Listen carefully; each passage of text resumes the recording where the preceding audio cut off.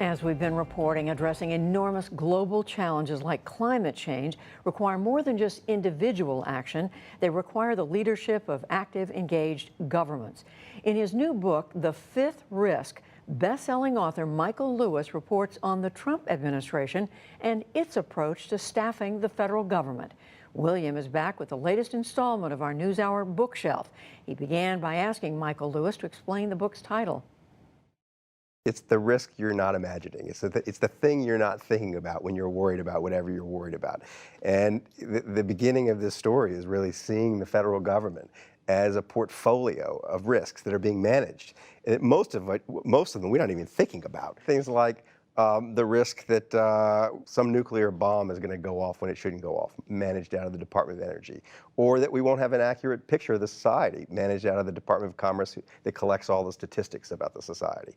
I mean, you move across the government, and it's breathtaking how many mission-critical things there are and how it's being done in spite of this vague hostility the society has to its own government. Your reporting really covers the period after Trump is clearly going to be the president and the transition that goes on when one administration switches to the next. How would you characterize, broadly speaking, how that transition happened and what occurred? So there's what's supposed to happen and there's what happened. What's supposed to happen is that the outgoing administration spends 9 months and 1,000 people's time building briefing books across the administration. So the Obama administration did this, and the idea was the day after the election, whoever won would send hundreds of people into the government to get the briefings. And the Trump administration did not show up. They never bothered to learn what these agencies are doing. The book has so many fascinating vignettes of people who work within these different federal agencies. And I wonder if there's one story that stands out to you that's emblematic of this larger issue that you're talking about. Well, the larger issue of the ignorance, the problem of the ignorance of the mission, and as a result, putting the wrong person in. I mean, there are hundreds of examples, but I mean, I think one that's easily described is inside the Department of Agriculture, there is a chief scientist, and this person is responsible for distributing $3 billion in research grants every year. Now, this is going to agricultural research. Most of it, one way or another now, associated with climate change. Is how we're going to continue to grow food and graze sheep and milk cows in a different climate. And it's a serious issue. It's the planning for the food supply of 50 years from now. The person who was doing that was a very distinguished research scientist, agriculture, named Kathy Wotecki. She's a world-class authority on the subject of agricultural science. Trump replaced her with a right-wing talk show radio host from Iowa, who happened to have supported him in the election, who had no science background at all. That kind of thing, taking people who really know something and replacing them with people who are just loyalists, who have absolutely no idea what the mission is a theme that runs right through the administration. Does the mission suffer? I mean, I think obviously you could look at that kind of a transition and say that seems a drastic shift in priority.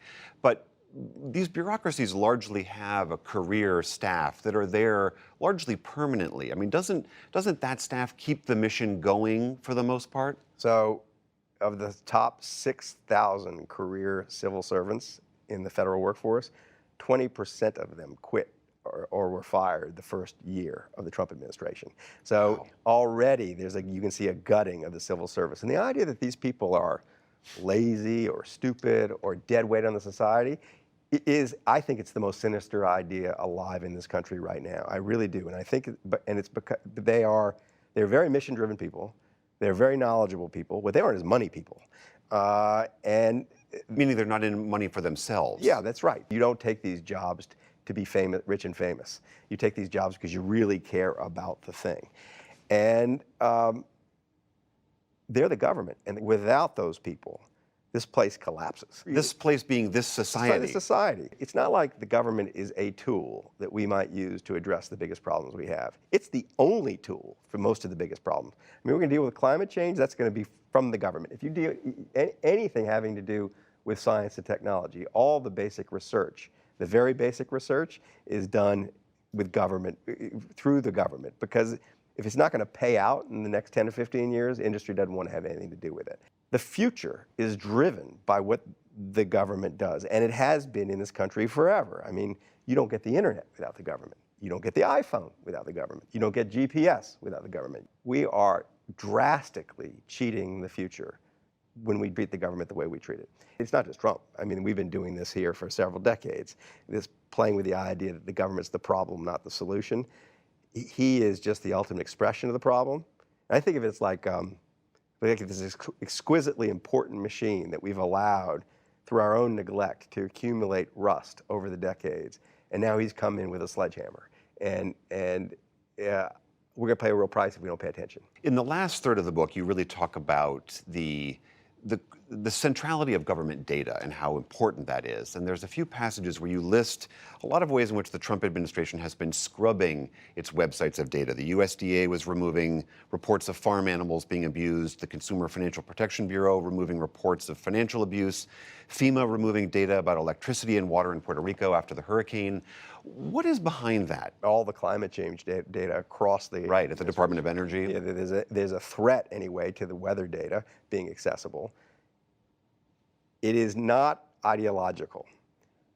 It's being driven by narrow financial interests. Someone has a business that's going to be more profitable if this information is not available.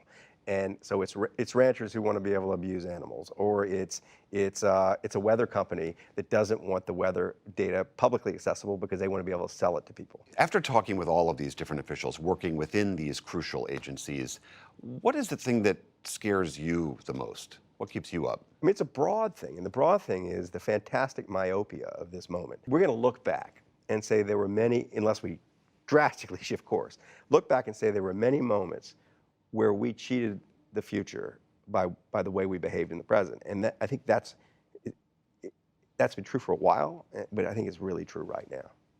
The book is The Fifth Risk. Michael Lewis, thank you so much. Thanks for having me.